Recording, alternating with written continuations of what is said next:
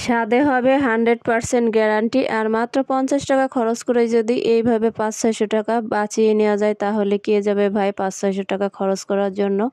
এমনিতেই ঠান্ডার সময় স্যুপ খেতে অনেক বেশি ভালো লাগে, আবার আজকে ঠান্ডার সাথে একটু বৃষ্টি বৃষ্টি ভাব। এই আবহাওয়া দেখে আমি স্যুপ খেতে একদমই মিস করলাম না।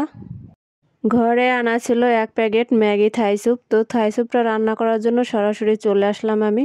এইখানে আমি হাফ কেজি নর্মাল ঠান্ডা পানি নিয়েছি। এই ঠান্ডা পানির সাথে স্যুপটা 10 মিনিটের জন্য আমি ভিজিয়ে রেখে দেব।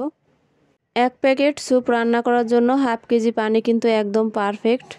এইখানে কিন্তু কোনোভাবে গরম পানি অ্যাড করা যাবে না। ঠান্ডা পানি দিয়েই স্যুপটা এইভাবে 10 মিনিটের জন্য ভিজিয়ে তারপরে রান্না করবেন।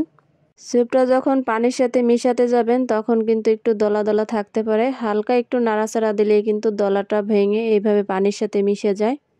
স্যুপের ভিতর যে চিকেনটা আমি দিব, এইখানে আমি একটা মুরগির এক সাইডের ব্রেস্টের পিস টুকরো করে কেটে নিয়েছি। চুলায় একটা প্যান দিয়ে 1 টেবিল পরিমাণ এইখানে তেল দিছি। এই তেলেই কিন্তু এই চিকেনটা আমি ভাজা ভাজা করে নেব। সামান্য পরিমাণ একটু লবণ দিছি আর সামান্য পরিমাণ একটু আদা দিছি। আর কোনো কিছু এইখানে অ্যাড করব না। এই লবণ দিয়ে আর আদা দিয়েই কিন্তু চিকেনটা আমি ভেজে নেব। চিকেনটা ভাজা হয়ে গেলে এইখানে আমি 2 টেবিল চামচ পরিমাণ টমেটো সস দিয়ে দিলাম। টমেটো সস দেওয়ার পরে আবারও একটু ভালো করে নেড়ে চেড়ে এইভাবে মিশিয়ে নেব। প্যাকেটের স্যুপ দিয়ে কিন্তু এইভাবে ঘরে অনেক মজাদার স্যুপ তৈরি করা যায়। আগে থেকে ঠান্ডা পানি দিয়ে যেই স্যুপটা আমি রেস্টে রেখেছিলাম, এখন আমি এই চিকেনের সাথে সেই স্যুপটা মিশিয়ে দেব।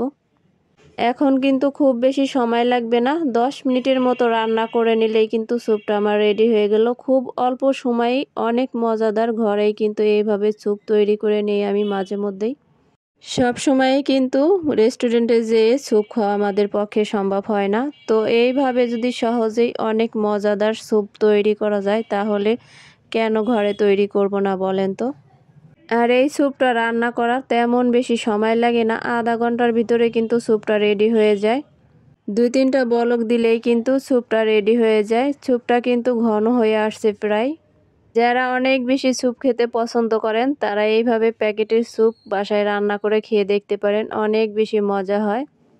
স্যুপটা রান্না করা প্রায় আমার হয়ে আসছে। এখন লবণটা ঠিকঠাক আছে কিনা একটু দেখে স্যুপটা নামানোর আগে এখন আমি উপর দিয়ে একটু পেঁয়াজ কলি কুচি দিয়ে দিলাম। পেঁয়াজ কলি কুচিটা কিন্তু স্যুপের সাথে খেতে অনেক বেশি মজা লাগে।